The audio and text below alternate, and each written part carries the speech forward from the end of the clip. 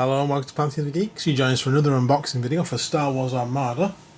Hopefully, as you can see in front of us, we've already done 3 of the Wave 2 videos. We have, yeah. We've indeed. We've done the Rogues and Villains, the MC-30C Frigate and the Imperial Raider. So we're now on to the Home 1 expansion pack. And here it is. Monster of a ship. The biggest of the Rebel ships so far. Cool. At least the longest of the Rebel ships. I think the Assault Frigate's probably taller. Be interesting to see which one's got more volume though. Yeah. But I think in relative terms, even though the ship, they're not to scale, I think Home 1 is a lot bigger in reality. Bigger. Yeah. So, called Home 1, which is weird because none of the other ships are actually named after a ship. They're all the actual ship designation, because this is the MC-80.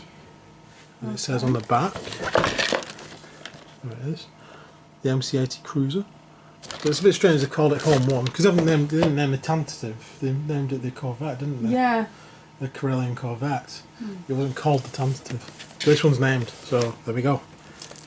Akbar wanted his ship named, so we have to have the named ship, don't we? Yeah. So let's get the. Could have done with a knife for this.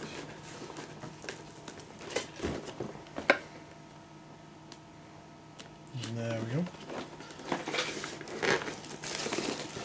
Get the cellophane off so it's a bit less reflective. It says, blimey everyone, with and there it is. So, and there is the ship, and all the other parts should be in there. I want to just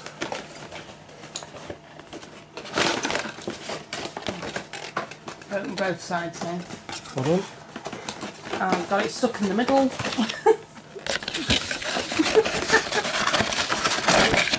Hey.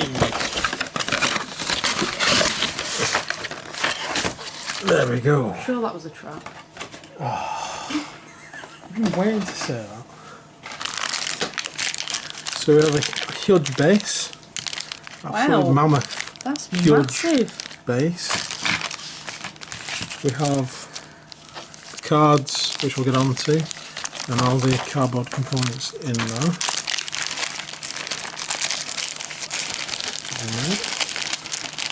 Cards out the front, patiently waiting.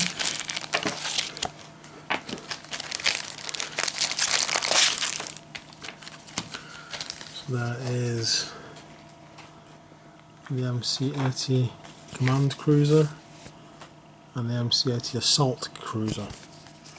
It's not called Home 1 on there either. Interestingly enough. Right, so Claire does all them because we've done them on previous videos. And let's have a look at the ship itself.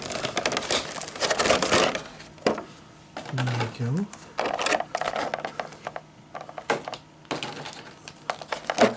So let's get this out. Kind of. There we go. So here it is. That is quite impressive, actually. It's long, isn't it? There's a bit of fighter bays at the side. Randomly there's one at one side and 2 at the other. It's not a symmetrical ship though if you look at it. Must be some sort of Mon Calamari design. And even the command pods on the top aren't symmetrical in any way, shape or form. Looks cool though. It does. Certainly like the look of it. And there it is. Very light as usual because they're made from plastic. Feels very light though. Cool. And there's the engines all painted, like all the Armada stuff. It's a nice model that actually. So we shall see that again at the end. And now we should take a look at the cards. Okay, so before we take a look at the ship cards, within this set are some extra rules. So let's have a look at that. It's on the insert bit here. It stops shining. There we go. So for the large size class, the Home 1 is a large ship identified by its large base. Large ships follow all the same rules for small and medium ships, though some outbreak cards may refer to large ships specifically. And we also have a new defensive token, which is Contain. The ship can spend its defense token to prevent the attacker from resolving the standard critical effect. The attacker can still resolve non-standard critical effects, such as one granted by an upgrade card. So there we go. Those are the two new rules for the large ships. So now let's take a look at the ship cards. We shall start with the command cruiser. So here it is.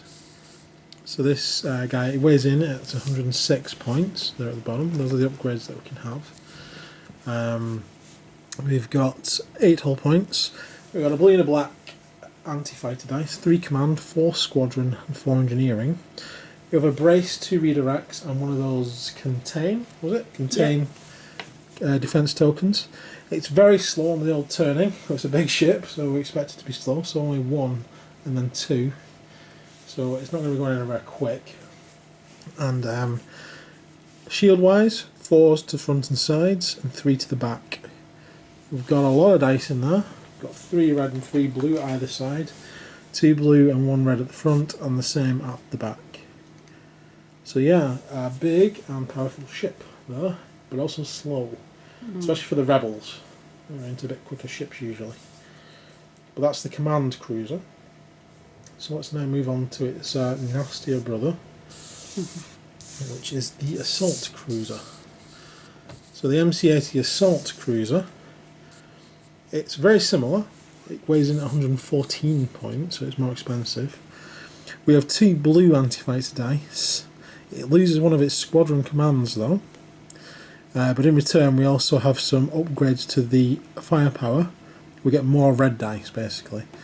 So the front arc and the back arc both have a red dice instead of a blue dice, so we've got some more range on that. And the sides also swap a blue for a red as well. So if you're planning on staying at a distance, which is probably advisable because you're not going to be turning very quickly, not a bad option actually. More red dice. So you can probably easily match Imperial cruisers with this thing. Very good option. So there we go. Those are the 2 cards for the ships. Those are the upgrades at the bottom. Have a look there. Those are the differences. So let's move on to the upgrade cards. The first of the upgrade cards, if Claire's ready. Okay. It's a trap! There we go. Admiral Akbar. So before a friendly ship's attack step, it may choose to attack from only its left and ranked hull zones this round. If it does, it may add 2 red dice to its attack pool while attacking a ship. So if you forgo the forward and rear attacks, you get more dice. Alright, okay. So if you're staying at range with this thing, that's a good option. That's going to pummel things. That's quite good.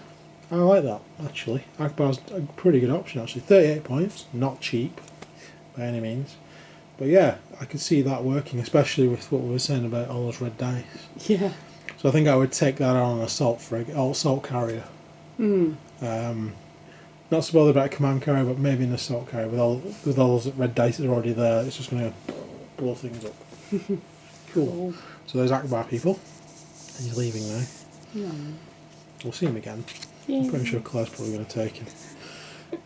Next we have Walex Blissix. Walex Blissix? Walex? I don't know. We'll go with that. When you activate, you may discard this card to recover 1 of your discarded defense tokens. Yeah. 5 points. It could get you out of a pinch if you're in trouble. Yeah. But again, it's a one-use wonder. We have Wing Commander there. Before you reveal a command, you may change that command to a squadron command. 6 points. So good if you've got yourself at a position you want to take control of like fleets of squadrons. And then that's pretty good. Yeah. That's quite cool. Next we have the Navigation Officer. I think we've seen this one before. Before you reveal a command, you may change that command to a Navigate command. Yeah. So it's the version of that basically that we've just seen. Next up, Support Officer. At the start of the command phase, you may discard this card to discard all of your command dials. So useful if you want to just redo all your command dials next turn. 4 points. Next up we have Projection Experts, which is a repair. You may spend up to 2 of your engineering points to move that many shields from your ship to a friendly ship within 1 to 5. So that's very good at supporting. I like that one. That's interesting. So you can repair other ships, but well, you can boost other ships, shall we say, rather than repair them. Yeah. I can see some use for that on other ships actually. Not That so much reminds me of the Leia Organa one. It's yeah, there was some similar. stuff She with buffs up the Nebulon B frigate and Yeah. stuff like that. Yeah, I could see some synergy with that actually over the using it with the assault carrier. Next up, cluster bombs. One of my favourite words in there. Bombs. Oh, I thought it was cluster. I just wanted to clarify that. After it's not really. Not really, Adele. After a squadron performs an attack against you, even if you are destroyed, you may discard this card to roll 4 blue dice. That squadron suffers 1 damage for each normal damage or critical icon rolled. So, that's pretty good actually, 5 points. For taking out squadrons. Throwing bombs at them. That's useful if you do a problem with squadrons actually.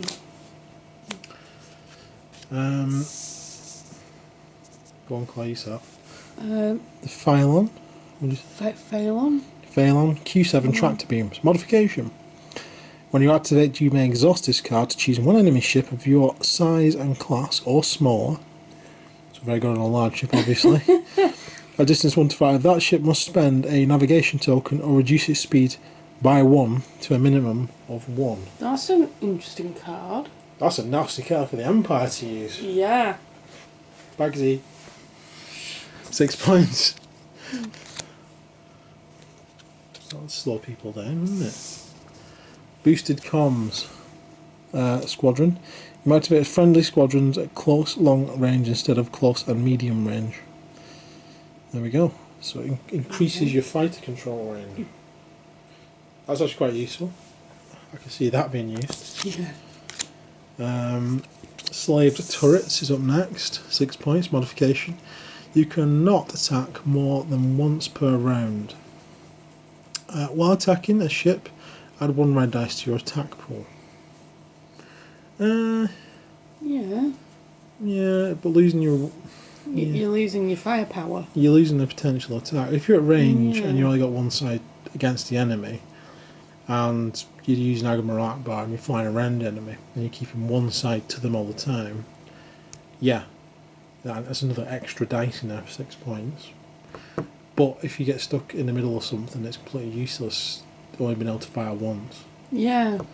I'd say that's for very specific broadside builds. Yeah, it's going to be situational, that, isn't it? But if you could broadside build with the extra dice, you're looking at what? Another 3 extra dice with Admiral Akbar on there. That's a lot of red dice. It already has 4. That'd be 7 red dice you'll be throwing at the enemy in a shot. But again, you're losing one of your attacks for that. Got the SW7 ion batteries. So while attacking a ship, each of your unspent accuracy icons add 1 damage to the damage total. I quite like that one because it gives you a bit more saying whether you want to use the accuracy or just do more damage basically. Yeah. It gives you a bit more, especially with the red dice. I can see that being quite useful. And that's 5 points. So the last 3 cards are all title cards. Okay. So the Defiance.